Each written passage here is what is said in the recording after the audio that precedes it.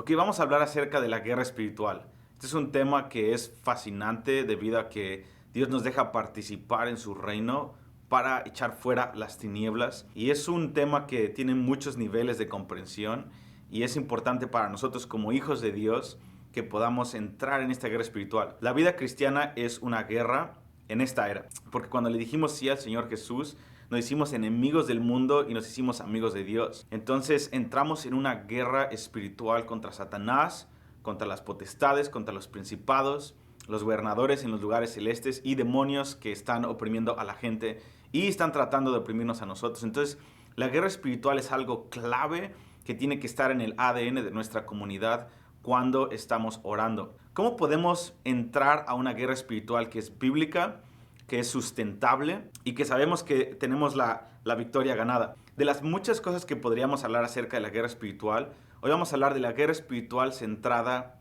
en Dios. Lo que vamos a hablar ahorita es la parte más efectiva, la parte más importante y que puede ayudar a nuestro corazón a crecer más. Y empiezo con esta analogía.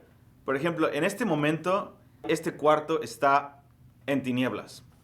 Y no se ve bien, hay un poco de luz aquí. Entonces, ¿qué es más fácil? Que yo empiece a agarrar un martillo y empiece a azotar las paredes para empezar a echar cubetadas de oscuridad fuera, o simplemente prendo la luz. Prender la luz es mucho más fácil y toma un segundo. Es lo mismo en la guerra espiritual. No tenemos que concentrarnos en los demonios, ni en la oscuridad, ni en lo que está pasando. Es más fácil concentrarnos en la belleza de Dios y proclamar la luz del Evangelio, y la luz echa fuera a las tinieblas. Juan capítulo 1, versículo 1 al 3 nos dice que la luz echa fuera a las tinieblas, que las tinieblas no pueden prevalecer contra la luz. Y Jesucristo es la luz del mundo. Entonces, hay algo tremendo en la guerra espiritual centrada en Dios. Y lo mejor que podemos hacer es contemplar su gloria, contemplarlo a Él. Y es de ahí donde sale el poder para poder declarar verdad. Es más fácil declarar atributos de Dios, su belleza, su gentileza, su mansedumbre, su poderío, su reino, las promesas que Dios le dio al Hijo, por ejemplo. Y cuando las proclamamos en forma de cantos o en forma de oraciones y mantenemos nuestra oración positiva, empieza a echar fuera las tinieblas.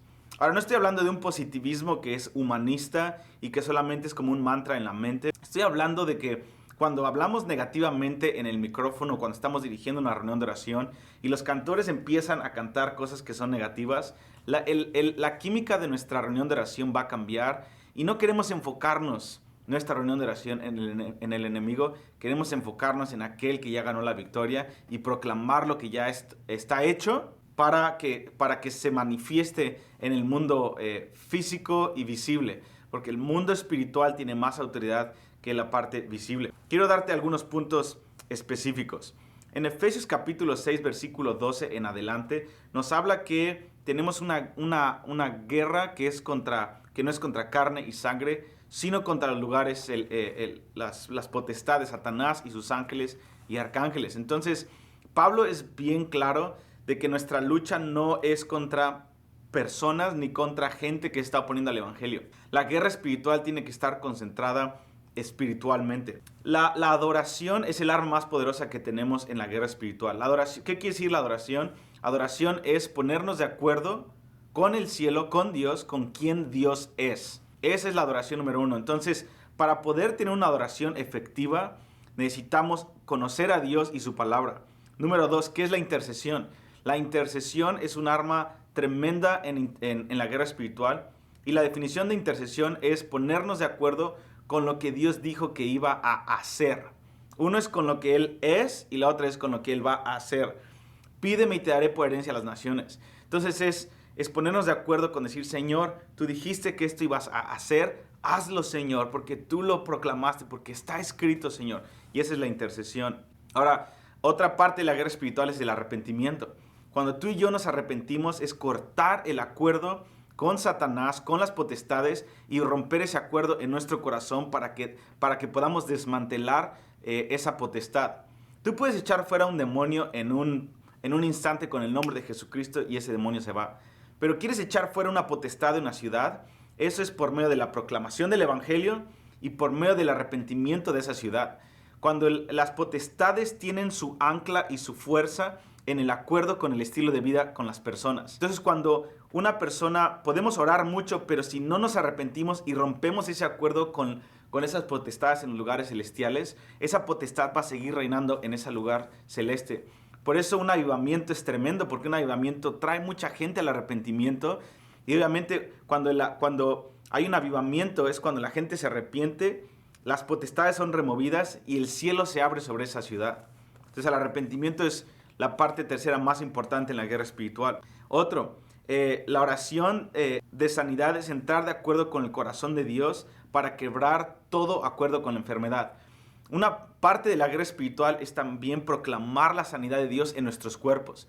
La guerra espiritual tenemos que pararnos en las promesas de Dios y decir, Señor, manifiesta tu victoria en mi cuerpo, sobre este cáncer, sobre este hígado, sobre este riñón, etc. Entonces, una oración de sanidad también es guerra espiritual porque estamos pidiendo por justicia, y la justicia es cambiar todo lo que no está bien y volverlo bien, alinearlo con lo que es justo. Y por último, también queremos entrar en unidad unos con otros. Y la manera en la que podemos entrar en unidad unos con otros es, y es de lo que voy a hablar en el próximo video, es poder nosotros empezar a postrar nuestro corazón, como dice Pablo en Filipenses 2, empezar a ver a los demás como mayores a nosotros y empezar a atesorar lo que Dios puso en esas personas y pedirle a Dios que nos deje ver a las demás personas como Dios las ve.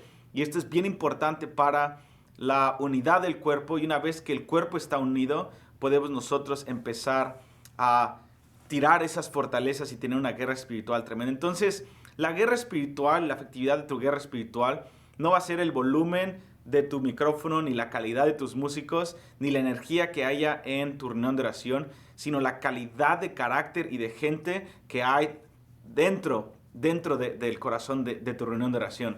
Más importante que el volumen de tu oración y el fervor de tu oración para guerra espiritual es la calidad y el carácter que hay en la comunidad que está orando. Dios te bendiga, te veo en el próximo video.